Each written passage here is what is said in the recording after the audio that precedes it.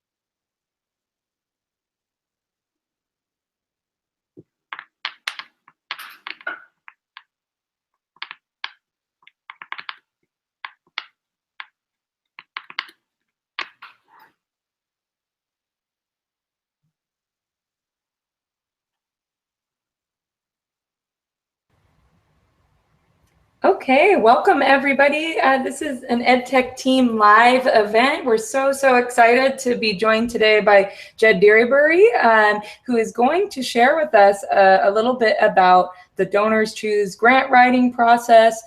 You can follow us, of course, at twitter.com/edtechteam in our Google Plus community. And as always, we're searching for ways for our community to do great things in their classroom and their schools.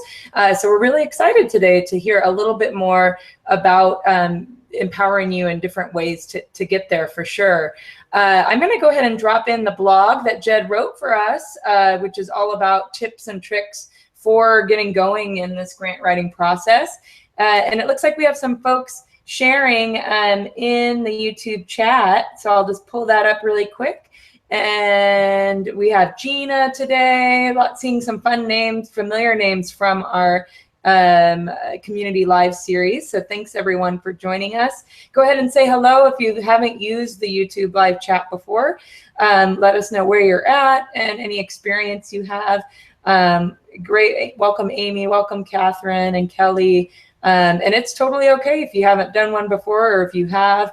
We're really excited to share some tips and tricks today to get going for sure. So go ahead and keep that chat up. We'll address any specific questions or other tips you're looking for, other resources, but also feel free to communicate and network with each other as well in the back channel while we go. So for now, I'll go ahead and have Jed take over and jump into this great grant writing process with us. Hey, Jed, thanks for joining us today. Hey, Wendy, thanks for having me. I'm excited to be here. And I'm very excited to talk to you guys about Donors Choose. And I said that before we started, I wasn't going to say you guys. I was going to say y'all, because I'm from the deep South and we say y'all. But I said you guys right off the bat. So anyway, I hope y'all are doing real good wherever you are tonight. I see Colorado, Texas, Iowa, Virginia. Glad to have all of you guys with us. So I'm really intrigued by Amy from Colorado, 140 kids in pre-K through 12th grade. That is a teeny tiny district, and Donors Choose is just the kind of project that you guys need. It is, tell you a little bit about my history with Donors Choose before we get started. I was, in 2006, I was waiting on a late bus one afternoon, and the bus that came to get the broken down bus, all of them had broken down. So it was almost 5 o'clock and kids were still in my room. And my principal said, "Hey, you really should try this out. I heard about it at a principal's meeting." And I was like, "Yeah, I'll look at it later." And she was like, "No, I want you to do it right now." So I logged on. At that time, I didn't really know what I was doing. I was still learning the internet, I think. I don't know. Figuring it all out in my classroom. And it sounded too good to be true. It was like you can write projects for things that you need in your classroom, and they will magically appear when people send you money. That was when the whole idea of crowdsourcing was not even a thing. So it was brand new, seemed too good to be true. Well, I wrote my project, and surprisingly, 2 weeks later, it had been completely funded. It was a $1,500 project for a language lab. I taught at a school that was largely Hispanic. Most of the students spoke Spanish as their native language. So my language lab was to help my first grade students just become more immersed into English. So I could help them as best I could. And out of 18 students, I had 16 who were English as a second language. And so I really needed all the help that I could get, and the project got funded within 2 weeks. A week after that, the materials were in my room. So from the time I wrote the project to the time the materials arrived, 3 weeks was the turnaround. So it was an amazing experience for my class. And right then I was hooked, and I started writing another one and another one. And next thing you know, fast forward to present day, when I actually left the classroom at the beginning of last school year, I had 107 projects funded for over about $25,000 worth of materials. Now I'm going to share my screen with you guys so you can see my website that I'm going to be sharing from tonight. And I'm going to be at MrDairyberry.com. Okay, so it's MrDairyberry.com.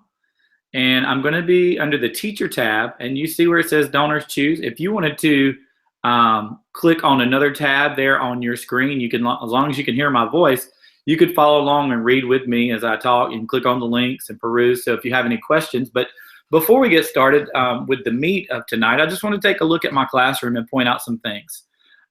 Everything that you see just about in this room, in this classroom, was a result of some kind of Donors Choose project. I'm going to start over here in this corner. You see there's bean bags, there's a couch, there's a rug here, there's a rug back here, you can't see it, but there's a rug here. All of that came from Donors Choose. Along this shelf here, these are books, class sets of books. Every series known to the little people world, you could see all kinds of titles over there: the Little Miss, the Little Mr. books, Franklin, the Turtle, Arthur, the Aardvark, the Berenstain Bears, Amelia Bedelia, you name it, they were over there. This right here was a red library cart that I used as my desk. You see the shelving here, all that came from Donors Choose. These stools, which I love, these are called Hokey stools. I wrote for all of those, got a whole class set of those.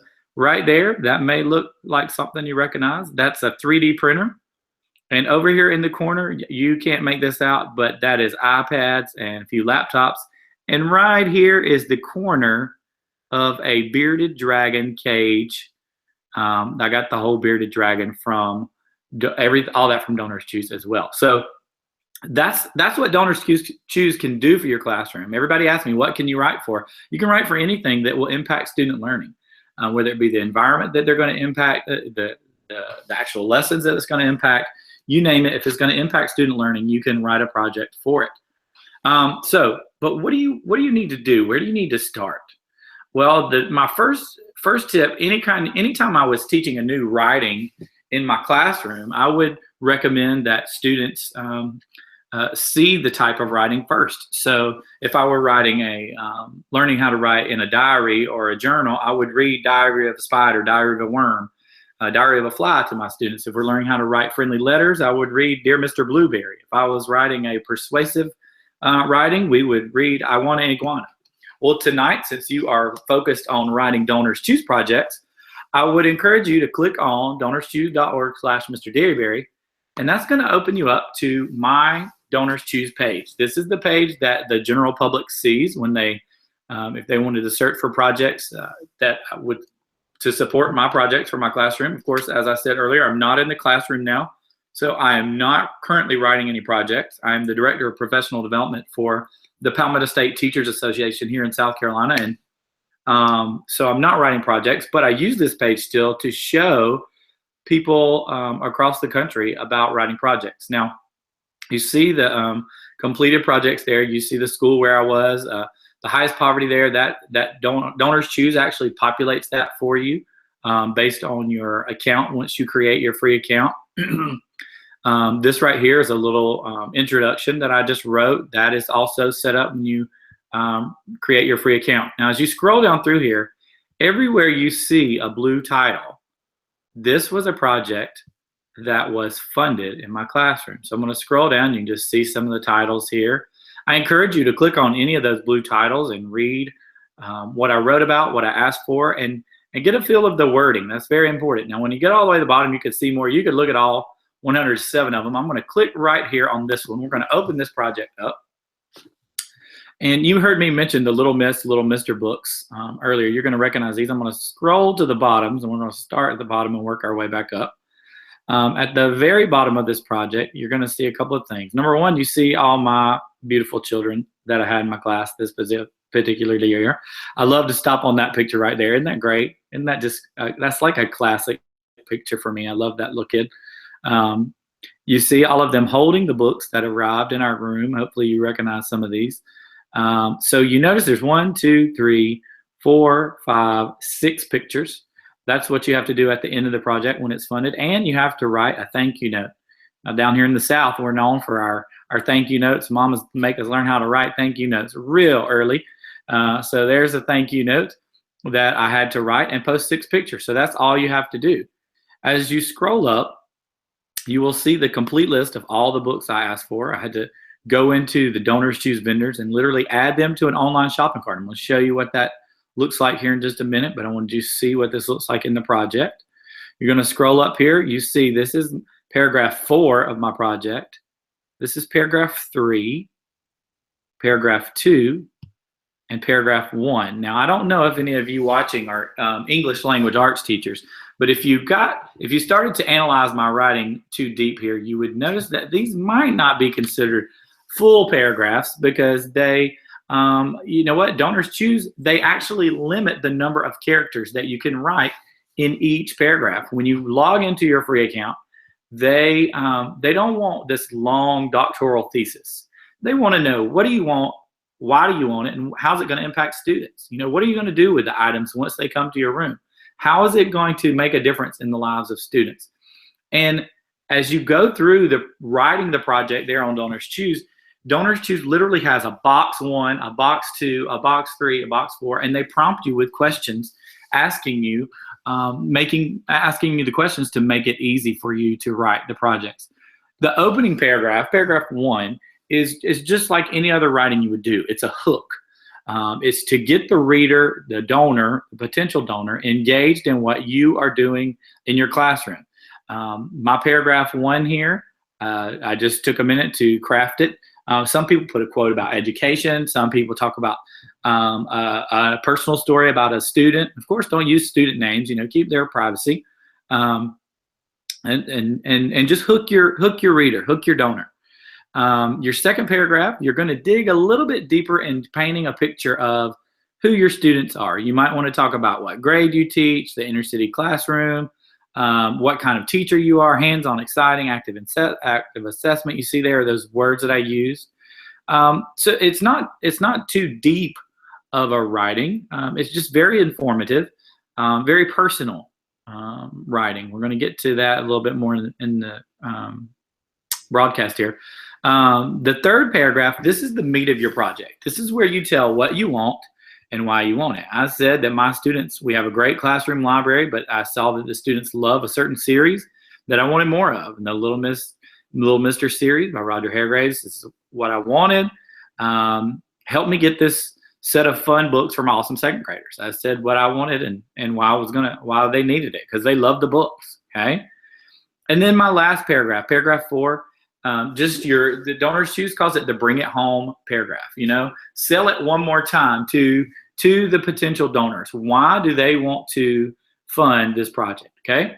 Now this is a good insider tip, that you're going to learn, and everybody who watches this is going to learn this. When I wrote the projects, I was at the same school for just the whole time that I was using this. I did change schools once, but the school was exactly the same kind of school. The poverty was generally the same. So all of my basic information in paragraph 1, paragraph 2, and paragraph 4, it stayed the same. The only thing that I really needed to change was paragraph 3, because that's where I was asking for new materials. So I would literally, once I got my paragraph 1, paragraph 2, and paragraph 4 well crafted, I just use those for every single project, because that is what worked for me. It spoke to what I was doing as a professional. It spoke to who my students were, and it spoke to my desire to get funding. And so I just leave those the same. So that's how I really got into writing projects quickly, is that I used the same paragraph 1, 2, and 4.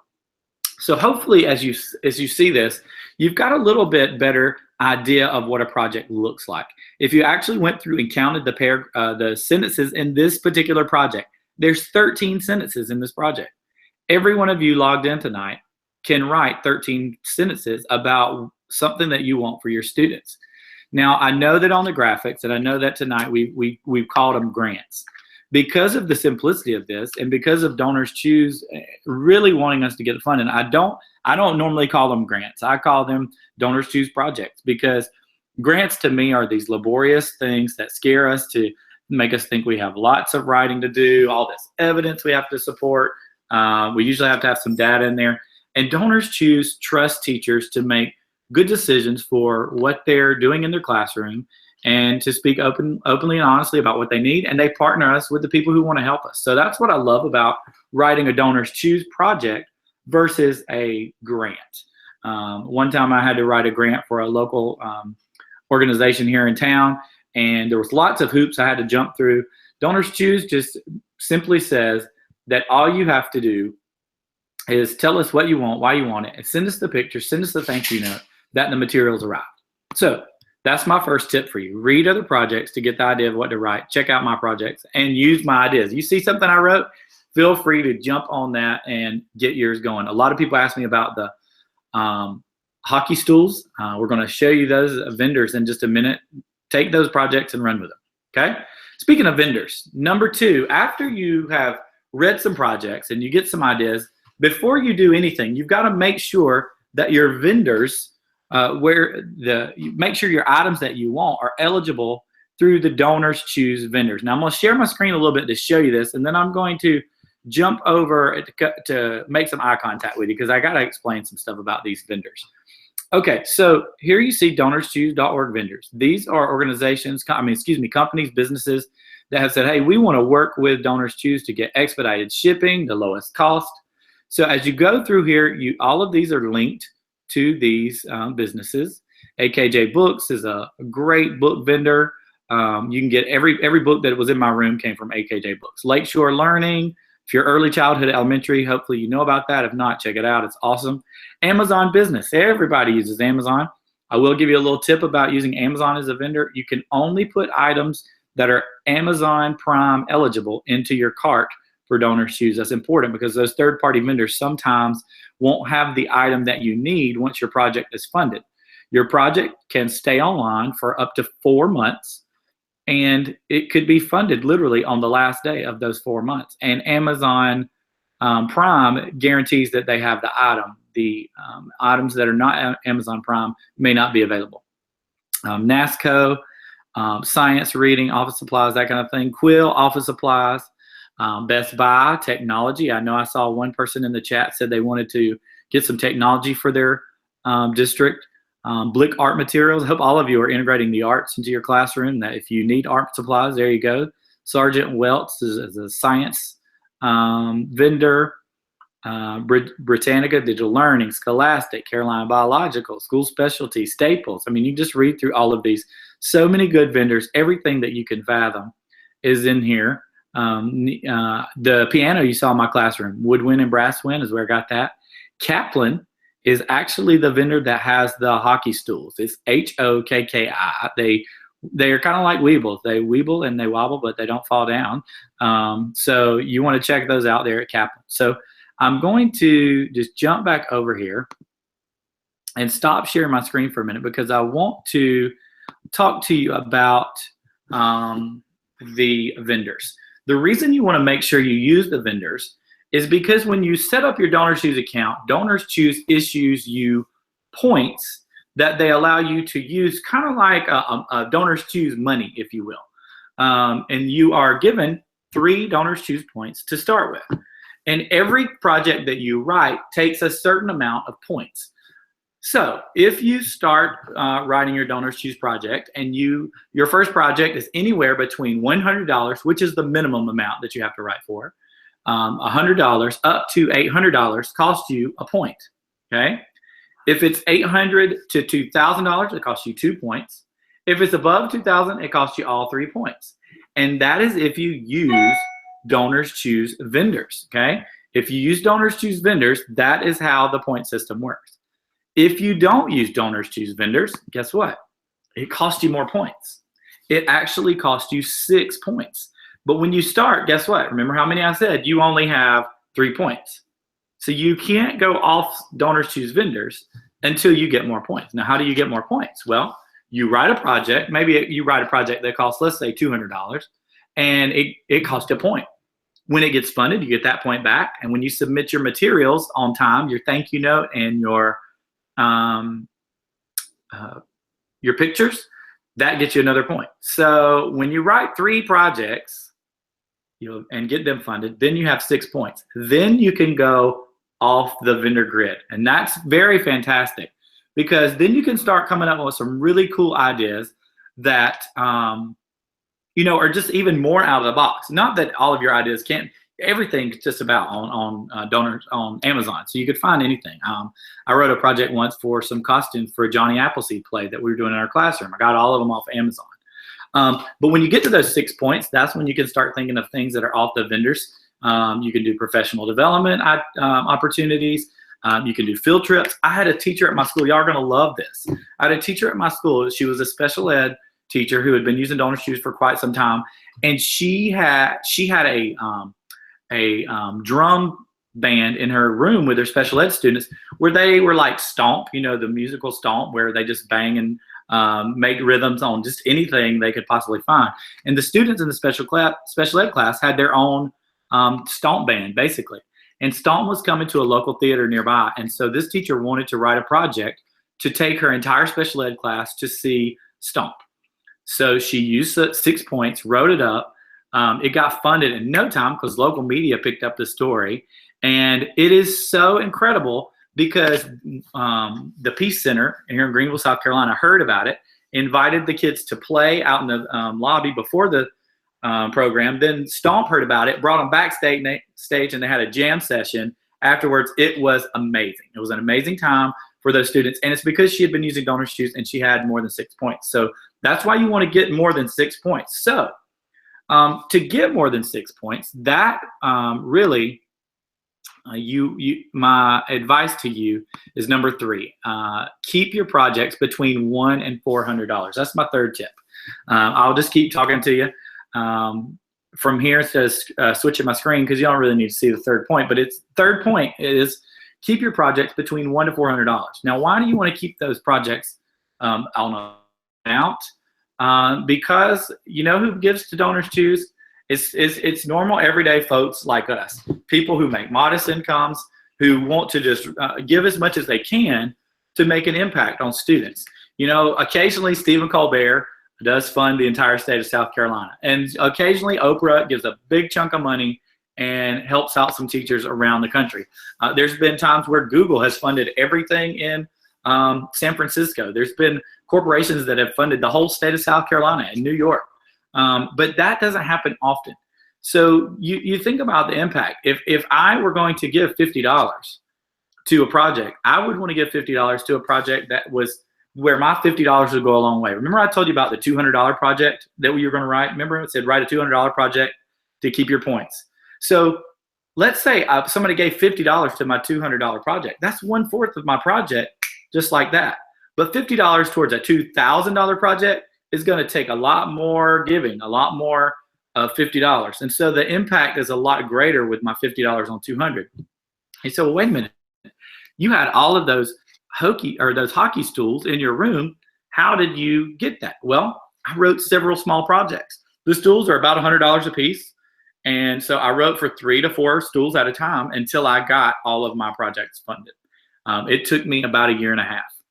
The same thing with my iPads and my laptops. I wrote for 1 iPad at a time, two iPads at a time occasionally, because I found them on Best Buy for about $300, so I branched out.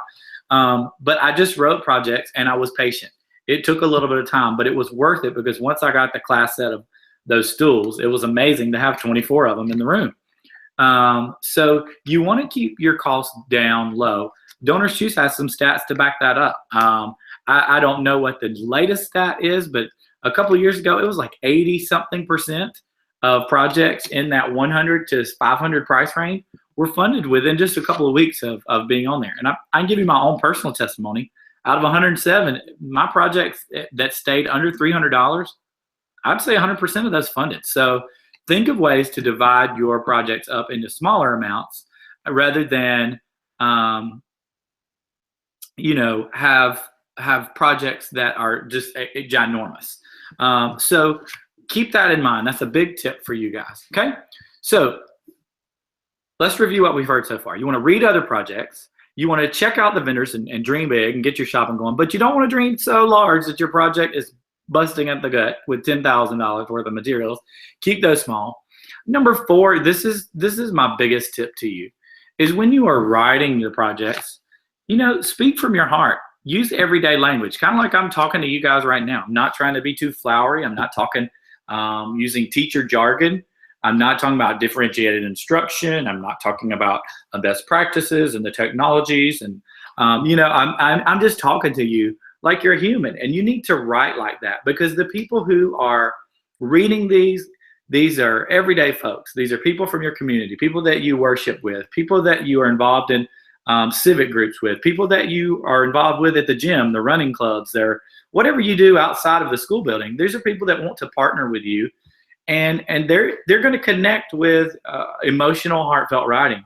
I had a teacher tell me one time that she wrote a project that said she literally put it in her project that she wanted to level her classroom.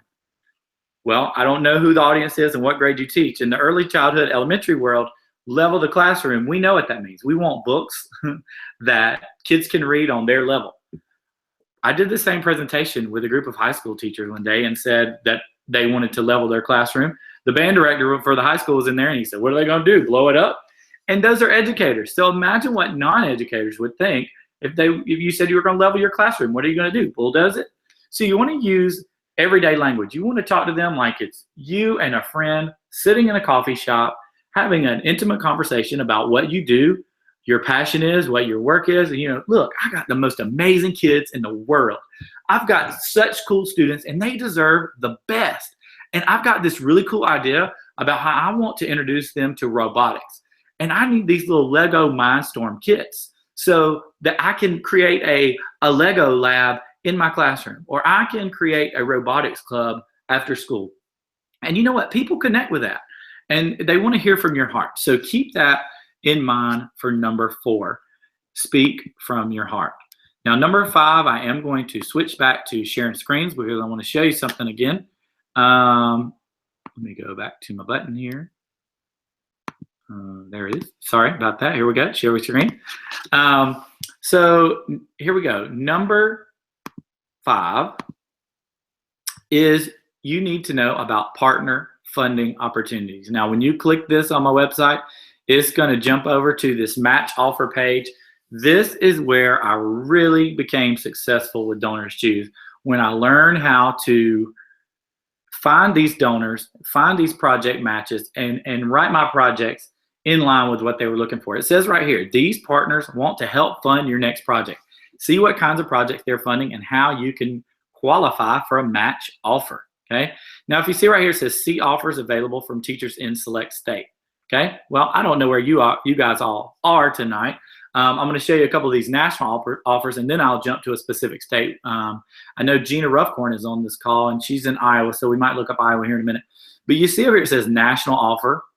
These are offers that are across the country for teachers to write projects in line with specific needs of companies, of nonprofits, of private individuals who said, hey, I like this kind of project, and I would like to help fund all the projects that are in this genre within a certain amount of time. And this one right here is new since the last time I got on here. This changes all the time. You see it says last updated on December 12th. They're getting new offers every day.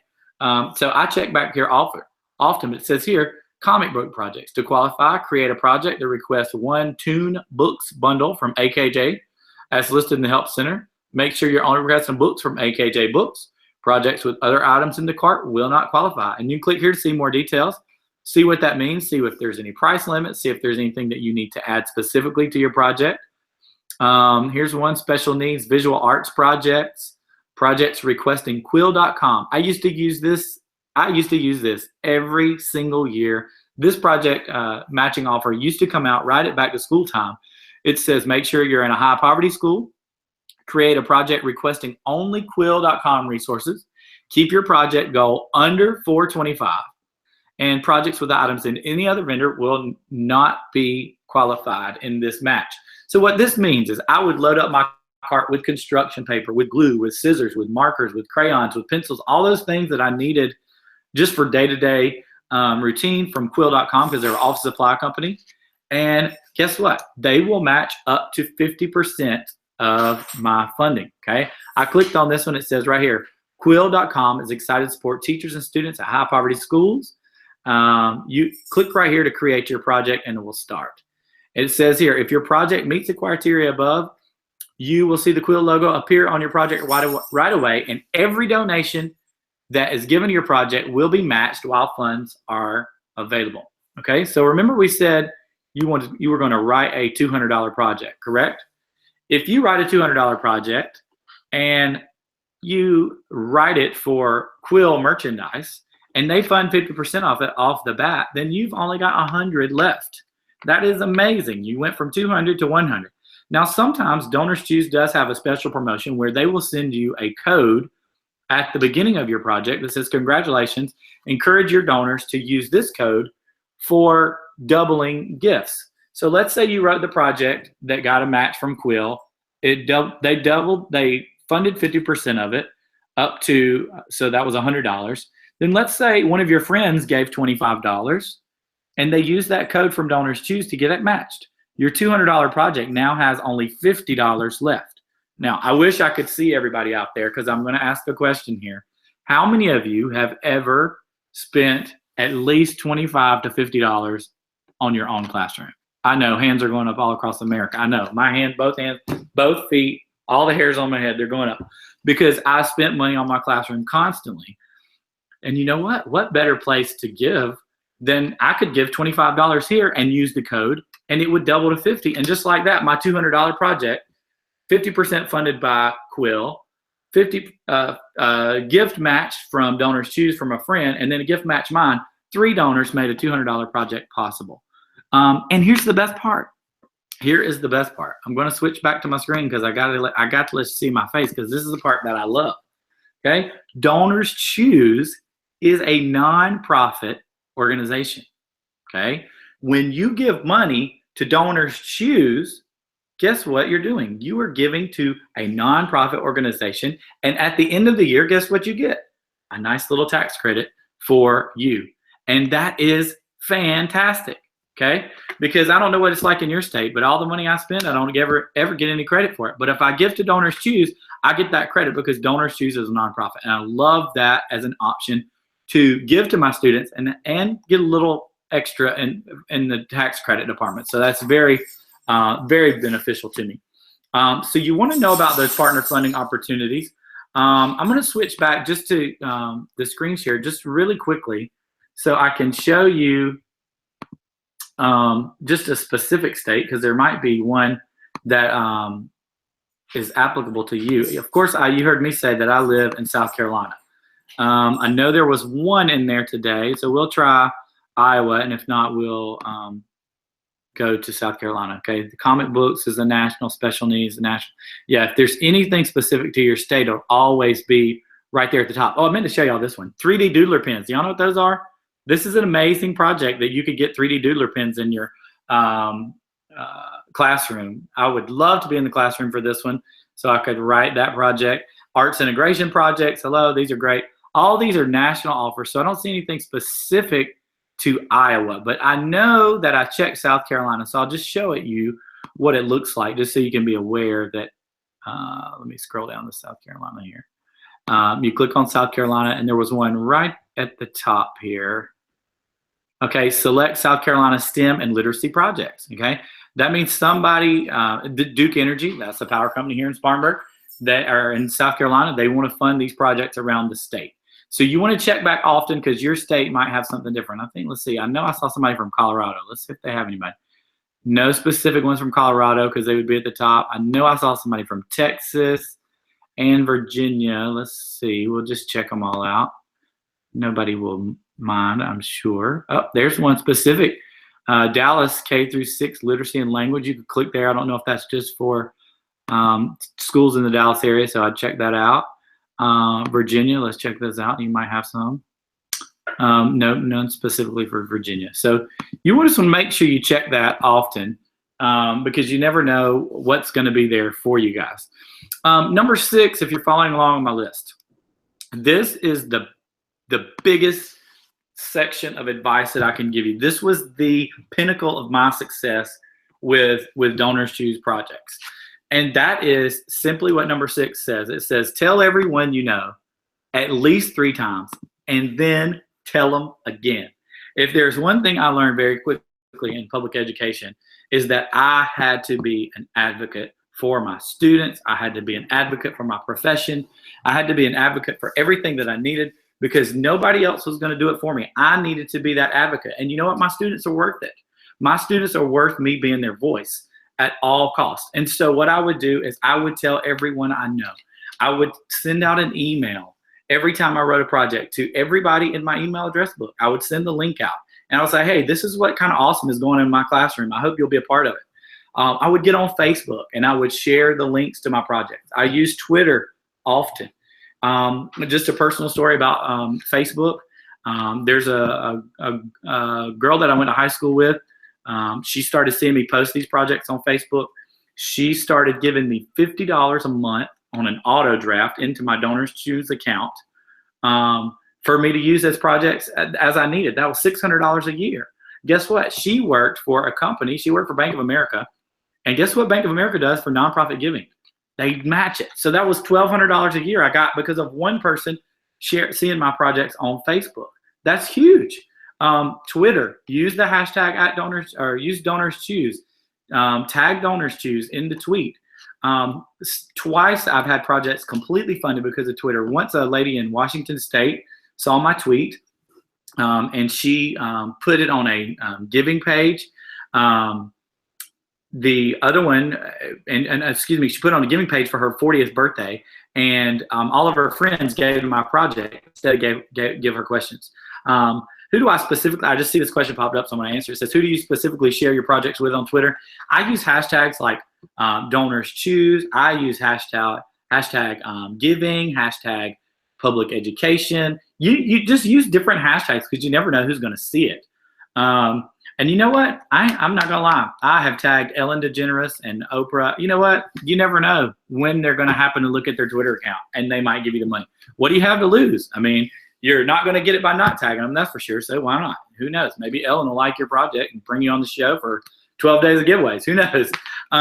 There was a guy who actually searched for Donors Choose projects from Sweden. He was actually was a teenager and went to schools in the Spartanburg area where I live, and had moved to Sweden, and he funded an entire project here for me via Twitter. So that was a fantastic use of Twitter.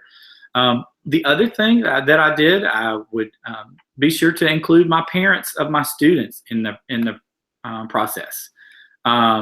You know, I did teach at a Title I school, and my parents didn't have a lot of money, but I always wanted to empower them to do the best that they could and be a part of whatever project I had going on. And you know what? Many times they might not have a credit card or a debit card they pay online. They might not even have the internet, but they would see the project posted in my newsletter or something like that.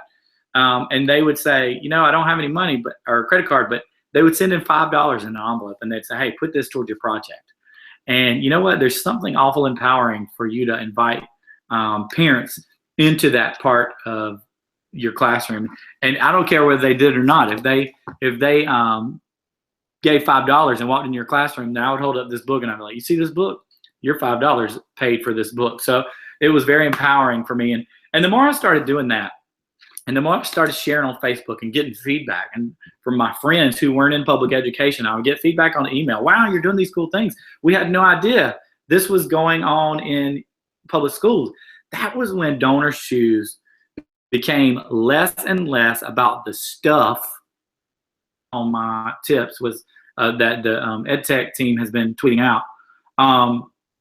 It was less about the stuff and more about advocacy for the profession and for what my students needed. You know, so many times I log on to social media, and if some teacher did something inappropriate, there's a news story about it and everybody's commenting.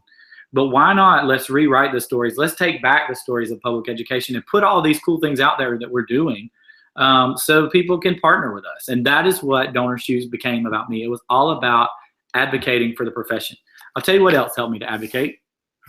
This right here, I don't know if you can see it, is my business card. It's got my little quote at the top. I love the quote. It says, if I pass through life without leaving a mark, for what did I live? Got my little title, my email there. If y'all need that, screenshot that. You can find it pretty easy, though, if you Google me. My Twitter name. And look at the bottom. I don't know if you can see what it says. DonorsChoose.org/Mr. Dairyberry. I had these cards with me everywhere I went, because you never know when you're going to meet someone that says, hey, if there's anything I can ever do to help you, let me know.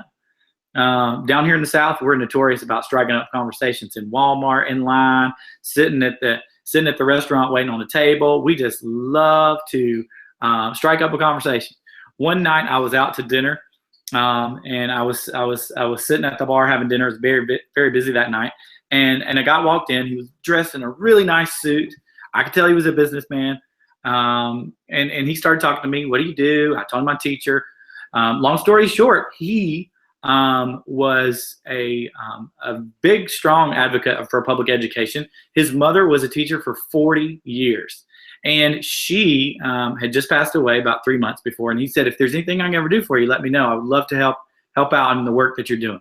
And I said, well, as a matter of fact, you can. And I slipped him this business card.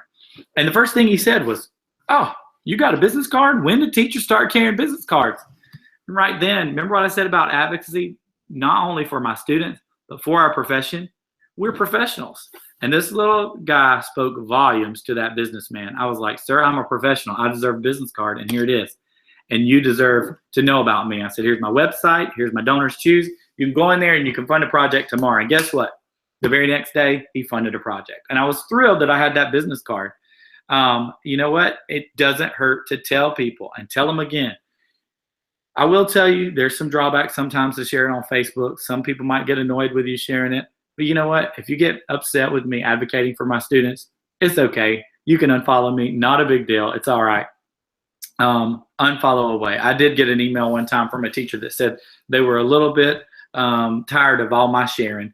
But I just shared away, and I just blocked them, so they didn't have to worry about it. So there's always ways around that. So anyway, so that's the most important thing that I could tell you tonight, is to look, tell everyone you know at least 3 times, and tell them again. I'm going to share my screen one more time for number 7, and I want you to look at number 7 with me, if you don't mind. So number 7, it says, look for other places to promote your project. Look for other places to promote your project. And specifically, one I want to mention is LilySarahGrace.org. If you've never heard of LilySarahGrace, you should write that down and things to look at after this is over. LilySarahGrace.org. You are going to go there, and if you see it says grants here, we don't, it's a little bit misleading. We don't actually have a grant that you write just for us. What we do is that we let you take your Donors Choose projects and send them to us via our website here. And if they meet our project criteria, if it's a project that is focused on arts-infused, inquiry-based learning to teach creativity, critical thinking, collaboration, communication, and community, then we will read that and we will screen it. And if it meets our criteria, we will fund it. Now you see here the submissions will reopen January the 2nd, right after the new year when school gets back into gear for some people. We will open that back up. Now, if you hover over the grant, you can see where it says the 5 C's, and you can scroll down and see what that means about the 5 C's here. Here they come, yeah, community, collaboration, creativity. So before you start writing your project, if you think, hey, I LilySarahGrace, the Arts Infused 5C project, I want to put that in my project, you want to go here and look at what we have here. We have the grant rubric, actually online, that shows you what community, collaboration, creativity, critical thinking, communication looks like. And here's our rubric. And here is how we judge the project. So before you write your first project, if you want to look at this and kind of think of that as a way to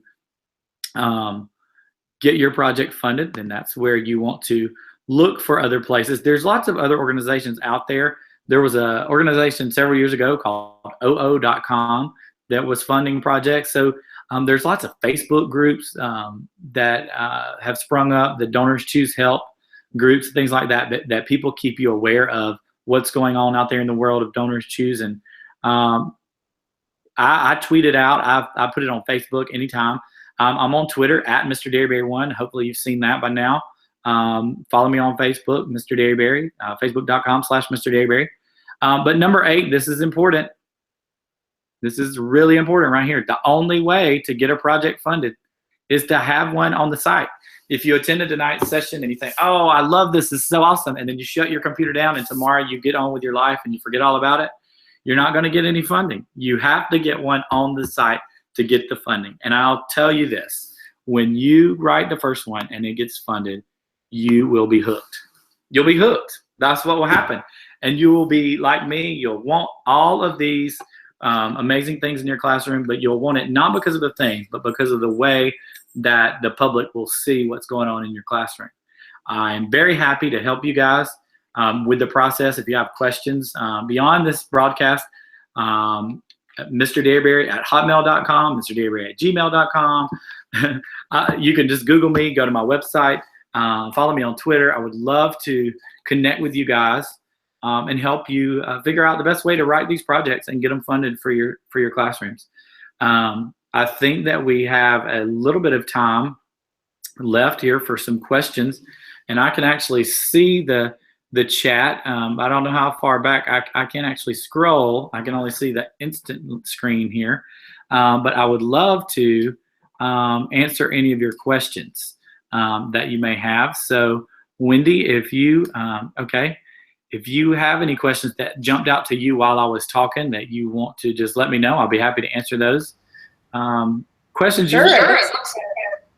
Go ahead, yeah. It looks like, sorry, I have a little bit of an echo, but Amy was already responding too, but Kelly brought up an interesting point that if you're not high poverty, but it is still outside of, what your school or your district might fund, what do you suggest for folks that might be worried that they are taking from high poverty? It was great to see Amy and Catherine jumping in and saying all of our students deserve support and the things that they need. We'd love to hear any thoughts on that from you. I agree with that 100%. I don't think that you should not write a project because you're taking away, because there's somebody in your community that wants to help your school. There's businesses in your area that want to help the students that go to their schools. Now, you might be in an area that you have everything, but there's always something else you could use. So I think, again, go back to that advocacy piece. If you make it less about the stuff and more about the advocacy, that kind of changes it for me, because every person in America needs to know the good, powerful work that public schools are doing. We get beat down in the profession publicly all the time. So this is a way for us to put out there into the world, not so much, hey, this is what we need, but this is what we're capable of doing with your partnership. This is what schools can produce when you invest in them. This is what schools can do when you know, the teachers are uninhibited by funding. So I think that's, yeah, I saw that. Caring Classrooms, I just saw that pop up there on the chat. That's a great Facebook page to be a part of. They're an excellent group. Lots of good people on there. I know several of the people that orchestrate that one, that manage that group, so that's good. But back to your question, don't be ashamed to advocate, and don't feel like you're taken away, because there's enough money out there to go around. There really is. And so it's just connecting the people to your spots. Donors Choose does put it by poverty, because they know that some people want to help those schools first, and that's okay. But if there's one thing I've learned is a lot of times it's the school that just misses the Title I status by 1 percentage point that needs you the most. You're not a Title I school. You're not even considered high poverty, but you need the help. You're just as close. That 1 percentage point makes all the difference. So please consider writing those projects, no matter what. What else we got, Wendy? Any other questions? Really great ideas. If you had, looks like someone shared Vistaprint as, looks like Gina shared Vistaprint as a great way to get business cards and to start advocating. Any other tips around that, either places to get business cards or flyers or any other grassroots to, it looks like folks shared, you know, hashtags that to share it on, and you shared email and other advocacy pieces. But yeah, anything specifically about cards? Or I use Vistaprint because it's cheap. I used to try to print them off myself, but the quality wasn't just wasn't what I wanted. I figured if I was going to be professional, I needed to just get the professional cards made. But Vistaprint, that you see, it's a nice shiny card. It's a good sturdy card stock. It's not flimsy. You could get it two-sided if you wanted, but I was cheap that day and I didn't get the back printed. Vistaprint's the way to go. You could, you know what? It wouldn't hurt to go and find a local printer and say, hey, I'm a school teacher. What kind of discount you got? You never know. If they can only say no. So it wouldn't hurt to ask there too. As far as flyers, I never actually did a flyer, but it's really not a bad idea. If there's local businesses that would have those community bulletin boards that you could add a flyer to, and maybe put a little tearaway tabs with your website on there so they could go to your Donors Choose. That's a great idea, actually. That's another way to get it out there. I see a question that popped up there. It says, any specific verbiage you would try to include in your grant? You know, well, if you are, sorry, my dog just went nuts there for a minute. I think somebody pulled up in the driveway out there. You almost made it without Jed. We were all wondering how proud I was that they had been quiet. It scared me a little bit. It probably jumped.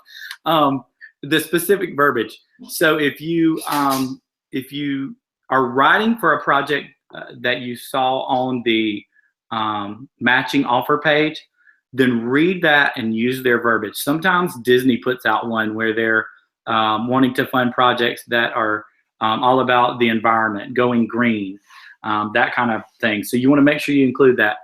With the LilySarahGrace, we're looking for projects that are really focused around those 5 C's. So use that verbiage. Other than that, I think the most important is what I said earlier, just write from the heart.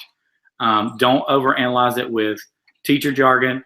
Write from the heart and fill it full of those kinds of things, instead of trying to weigh yourself down into like the teacher aspect of it.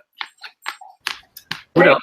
And then I think Margaret's asked, I love that Margaret's already advocating and trying to share her link to her project. She's on the final steps of funding. So go ahead and throw that on Twitter at EdTechTeam. Margaret will we'll share it out there along with Mr. Dearybury's tips and tricks from his website. We threw that in the chat as well. But for Adopt a Classroom, do you recommend shopping first or raising the money first?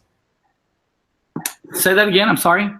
Looks like Margaret's asked, do you shop first or raise money first, or where do you begin? You shop first, yes. So you write, okay, so the project, the way it works, you're actually, the very first thing you do when you start your project is you will actually shop and put the items into a cart. You log into your Donors Choose account, you go through like a Donors Choose shopping mall where you put the materials in your cart.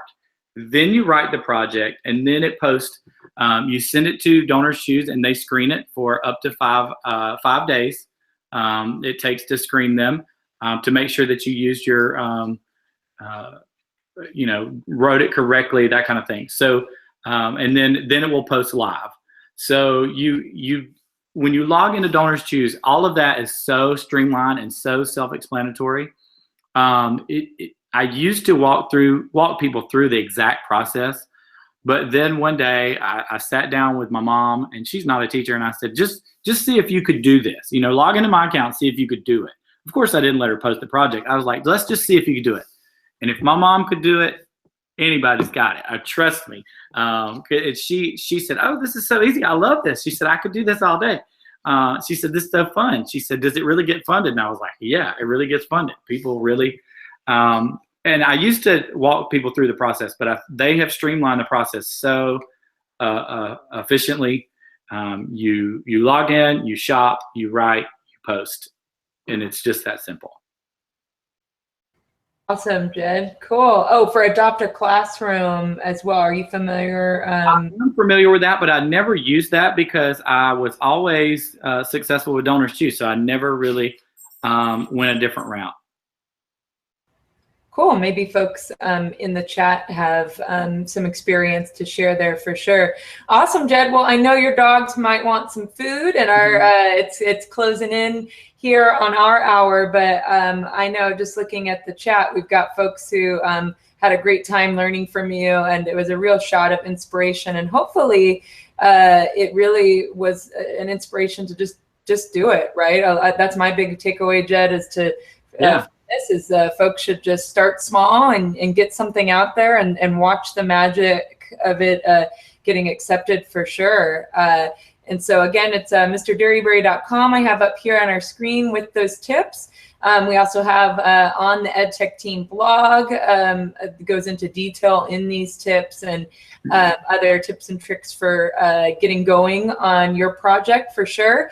And I did want to close out by another place you can go is our global community. We have 11,000 educators who have been to EdTechTeam events. So that's another great avenue for sharing your project. Or if you're like, it looks like Gina gonna get a project started. If you're just gonna get going, maybe you want eyes on it. Maybe you want to roll some ideas around. The community is a great place. Same with twitter.com/EdTechTeam. Please feel free to tag us, share us, and follow us there as well. We're happy to share and connect you with other educators from around the world. And I did want to mention that we get a lot, and part of the reason of inviting Jed is that inspiration, because we get a ton of folks asking us, well, how do we, for professional development or training or what have you, there might not be funding available to come to an event with EdTechTeam or do an online course, et cetera. So there is an option for professional development when you start a project. So dig in there, and you can always try to get justify what you do with that ticket after and how you'd impact your classroom based on that. So we hope you guys give that a go, whatever your project is. Thank you so much, Jed, for joining us tonight. We're super excited to share these tips and your inspiration for sure, and your southern. I like it. The southern sparkle is what Chris Kraft said, and he did say before we get off that you should share with us where you got your drum in your classroom. Oh yeah, so I did. I got a djembe drum. The project cost was about $200. It funded in about 4 hours after I posted it live. And I got it after I was inspired visiting the Ron Clark Academy there in Atlanta. And I literally wrote the project on my phone on the way home, posted it, and by the next morning it was funded. So they use those djembe drums in the school down there, and I used one in my third grade classroom. I was in the third grade at the time, and those things make a lot of noise, but they bring a lot of love in the classroom, and we loved it. So it was great. So awesome. Thanks for closing out with that story, Jed. Folks, for watching, this will be archived on YouTube on this very page. So bookmark it if you want to share this and inspire your colleagues at school to also write their own Donors Choose projects as well. We'll also archive this chat and send it out to you because I know there's some goodies in here shared from the community. So we really hope you added Mr. Dearybury to your network tonight, EdTechTeam, and also each other. It sounds like a few of you made some great connections as we all are advocates for our students and changing the world with our classrooms. So thanks, Jed. Have a happy holiday, and thanks everyone for watching us tonight. Yeah, you're welcome. Happy holidays to you too. See you, everybody.